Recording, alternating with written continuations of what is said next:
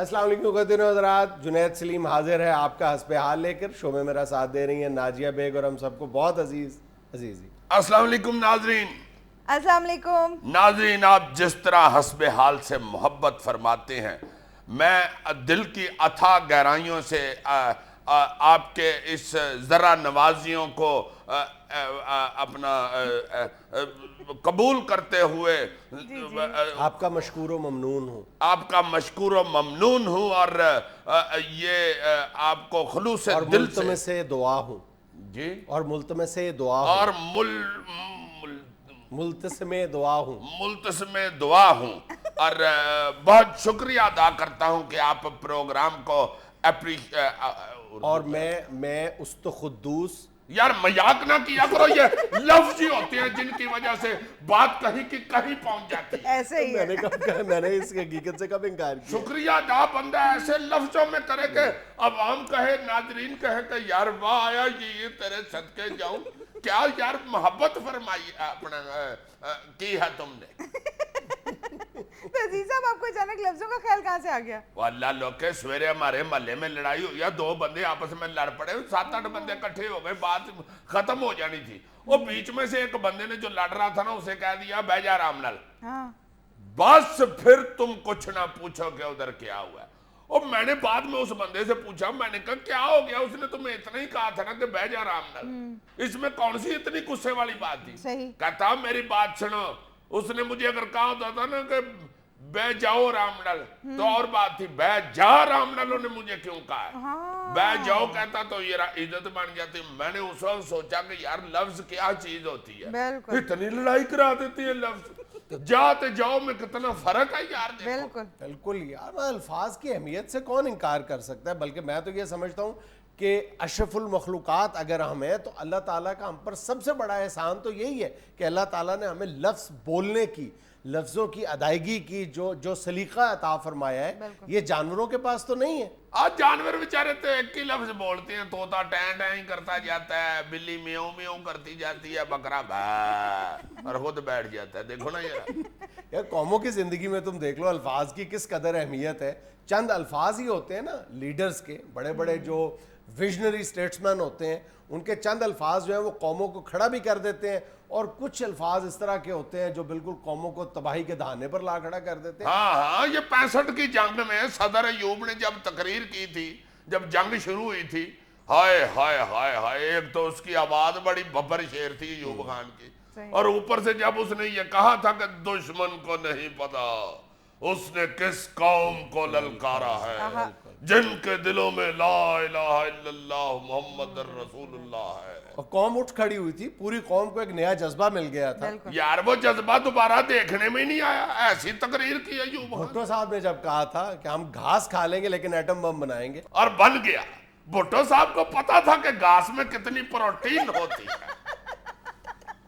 دیکھ لو، جو ملک ہمیں گھاس نہیں ڈالتے تھے آج ہم سے ڈرتے پھرتے ہیں. بالکل. یہ بات ہو رہی تھی انسانی زندگی میں لفظوں کی اہمیت اور افادیت کی، تو اور بات کرنے کا مقصد بھی یہ ہے کہ انسان کو لفظوں کی ادائیگی کرتے ہوئے بہت سوچ سمجھ کر کام لینا چاہیے. بچپن سے سنتے آئے ہیں پہلے تولو پھر بولو، لیکن عمر گزرنے کے ساتھ ساتھ پھر احساس ہوتا ہے کہ اس سے یعنی ایک اتنے پرانے جملے کی اہمیت، افادیت اور گہرائی کتنی ہے. وہ یار میں نے جب یہ محاورہ سنا تھا، میں 3-4 مہینے پاس اپنے تکڑی رکھتا تھا. میں تکڑی یہاں پر ہونی چاہیے، یہاں پر ہونی چاہیے. یہ تو بعد میں مجھے ایک سیانے بندے نے بتایا نا، اب تو تم بھی خیر بتا رہے ہو، اس وقت مجھے ایک سیانے بندے نے بتایا کہ یہ تکڑی یہاں ہوتی ہے، ساتھ نہیں پکڑی ہوتی. کہیں پر بھی دیکھ لو، ملکوں کا معاملہ ہو، انسان کی ذاتی زندگیوں کا معاملہ ہو، لفظ جو ہے نفرت کی آگ بھی بھڑکا دیتے ہیں، اور یہی لفظ جو ہے وہ محبت کے پھول بھی کھلا دیتے ہیں. بالکل. یہ فائر بریگیڈ والے دیکھ لو، نہ ان کے پاس پانی ہے نہ گڈیاں، الفاظ سے ہی آگ بجھاتے ہیں. ادھر جا کے کھڑے ہو کے کہتے رہتے ہیں بوجھ جا بوجھ جا، بس کر بوجھ جا، اخیر بوجھ ہی جاتی ہے. فضول بولتے جا رہے ہو. میں تمہیں یہ کہنا چاہ رہا ہوں کہ لفظ جو ہے وہ انسان کی جو مفہوم ہے اس کو تبدیل کر کے رکھ دیتے ہیں. جو مدعا اور مقصد ہے بات کرنے کا اس کو بڑھا بھی دیتے ہیں اور اس کا بیڑا غرق بھی کر دیتے ہیں. میں یہ ایک بہت مشہور بات چل رہی ہے انٹرنیٹ پر بھی اور میسیجنگ کے ذریعے بھی، کہ ایک کوئی فقیر ہے اور وہ اندھا ہے اور اس نے وہاں پر لکھ کے لگایا ہوا ہے کہ میں اندھا ہوں میری مدد کیجئے, اور کوئی اس کو ایک ٹکا دینے کے لیے تیار نہیں ہے. اور ایک قریب سے ایک بڑھیا وہاں سے گزرتی ہے, وہ اس بورڈ پر جو اندھے کے پاس ہے اس کو مٹا کے یہ لکھ دیتی ہے کہ آپ بہت خوبصورت ہیں لیکن میں آپ کو دیکھ نہیں سکتا. وہی بات اس نے ایک مختلف پیرائے میں کہی, اور پھر یہ ہے کہ وہاں پر سکوں کا انبار لگ جاتا ہے. ہائے ہائے ہائے یار, تم دیکھو ہمارے ملک کے اندر, ہمارے معاشرے کے اندر کئی ایسی لڑائیاں ہیں جو کئی نسلوں سے چل رہی ہیں, خاندانوں کے خاندان مارے گئے ہیں, اور ان کے پیچھے اگر آپ سٹوری سنیں تو پتہ چلتا ہے جی کہ ان کے کسی دادے پردادے نے کوئی ایک لفظ ایسا کہہ دیا تھا جس سے یہ لڑائی شروع ہو گئی. اور کئی بہت بڑی خاندانی لڑائیاں, دشمنیاں نسلوں کی جو ہیں وہ صرف ایک کسی سیانے آدمی کے کوئی ایک فکرہ کہنے سے ختم ہو گئی. بالکل, وہ زخموں پہ پھاہا بن جاتا ہے. خاندانوں میں دیکھ لو, اپنی فیملی لائف میں دیکھ لو, ایک جملہ جو ہے وہ ناراضگیاں پیدا کر دیتا ہے, اور ایک جملہ یا ایک لفظ جو ہے کسی سیانے کا, کسی بڑے کا, کسی بزرگ کا جو ہے وہ ساری جو دلوں کی قدورتیں ہیں وہ ختم کر دیتا ہے. وہ کیا کسی شاعر نے کہا ہوا ہے یار, ہم دعا لکھتے رہے وہ دغا پڑھتے رہے, ایک نقطے نے ہمیں محرم سے مجرم کر دیا.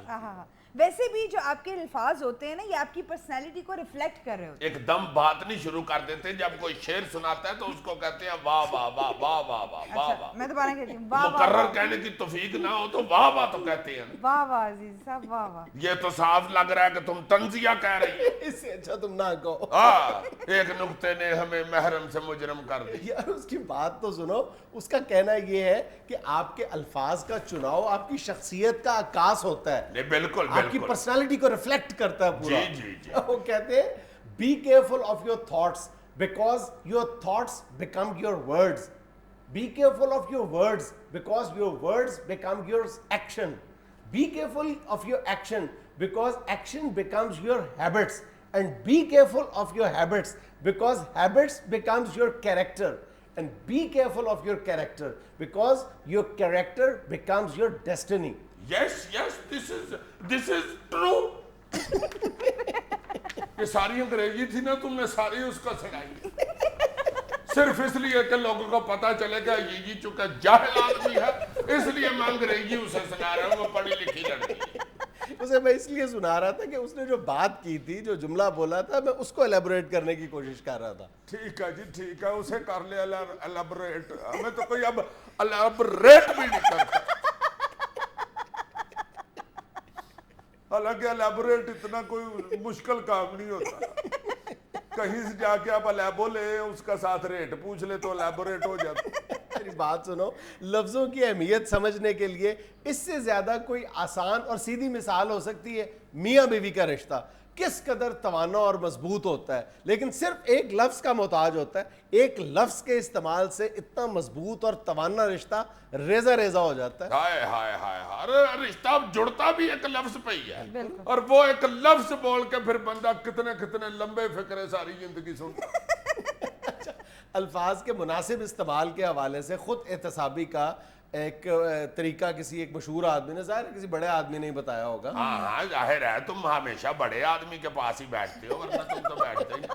طریقہ اس نے بڑا آسان اور دلچسپ بتایا. اس کا یہ کہنا ہے کہ آپ دن بھر اپنی رات سونے سے پہلے اپنی بیلنس شیٹ بنائیں. یہ تصور کریں کہ آپ کو ہر اچھے لفظ پر 10 روپے ملے اور ہر برا لفظ استعمال کرنے پر آپ سے 5 روپے واپس لے لیے گئے.